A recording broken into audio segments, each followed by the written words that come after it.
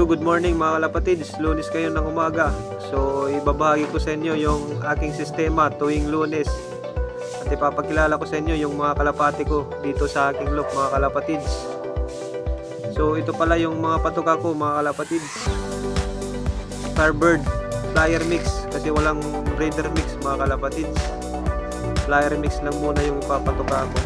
Tsaka ito, may crumbles ako dito. Tsaka pang manok na slasher. Saka yung tubig ko mga kalapatids, may ano yan, may bawang.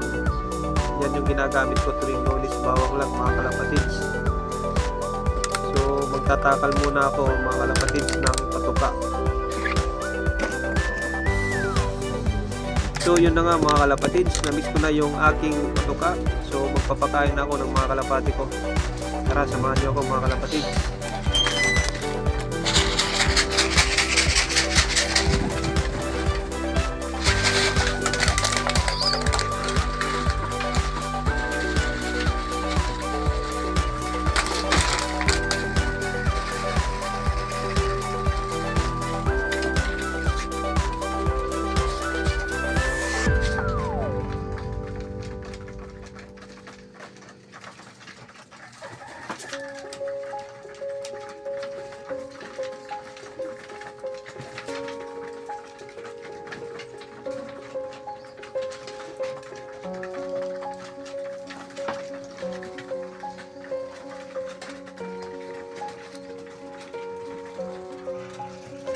Dito naman mga kalapatids ay yung panlaban natin sa north, itong dalawa. So pinayayam lang muna natin sa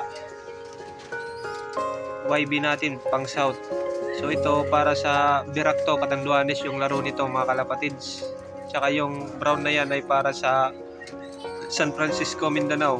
At ito yung kanyang tatay mga kalapatids ng brown na yon. Galing din sa Champion Pansier na yan. Bali yung dalawang ito mga kalapatids na chigard ay may mga lahing champion din. So sana maganda din yung laro nila. Ito naman mga kalapatids yung breeder ko din. Papakilala ko sa inyo. Yung blue bar na yan mga kalapatids ay BFRC cross sa GI Juline ng Katbalogan. At saka yung chigard na yan ay lahi ng 13th overall ko sa South, tsaka 13th overall ng North, tsaka 5th overall YB category ng South din mga kalapatids. Yung tatay niya ay Suzuki Smash winner. Sana maging magaling din ito mga kalapatids. Lalaro ko din to sa Birak Bandit yan. Ito naman mga kalapatids yung pangalawa kong breeder. Bale yung chigard na yan ay kapatid yan ng 13th overall ko. Tsaka yung hen na yan ay Taiwan line. Bali yung chigard na yan ay lalaro ko sa YTX first lap na nila sa linggo mga kalapatids. Kaso lugo nito, pero sana kumana rin sa ating loop. Yung kapatid nito ay magaling. Sana maging magaling din ito mga kalapatids. Nilaro ko na itong chigard na to, kaso nasakit lang, tsaka hindi maganda yung performance. Nawala after mga 6 months, umuwi din, kaya ilalaro ko ulit. Sana maging magaling na ito. Dito naman mga kalapatids yung sinasabi kong 13th overall South, 13th overall sa North, saka 5th overall YB sa South. Ito yung chig may puti sa ulo. Bali inbreed na yan mga kalapatids, back to mother yan. Anak niya yung chigard na yan. Yung tatay pala ng chigard na yan ay 2nd overall South, tsaka Suzuki Smash winner ng fan race. May puyo yan yung chigard na yan mga kalapatids.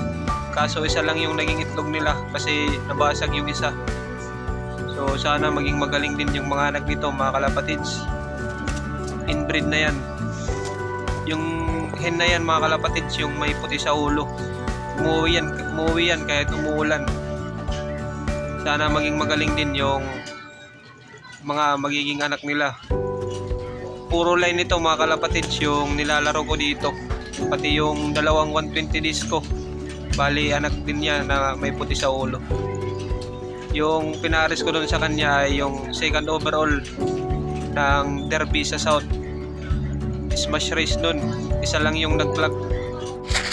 So bali ito yung mga anak mga kalapatids ng may puti sa ulo ko. Yung dalawang brown na yan, saka yung may puti din sa ulo, saka isang checkered dyan. Saka mga pamangkin din yan yung iba dyan mga kalapatids, kasi puro sa kanilang linyada lang yung ginagamit ko. Pero hindi ko pa na na try kung umuwi yung mga anak. Pero ngayon maganda naman yung performance ng mga 120 days challenge ko. Sana magtuloy-tuloy to hanggang derby mga kalapatids, kasi last training na nila. So hanggang dito na lang. Sana mag-subscribe kayo mga kalapatids. Salamat sa panonood.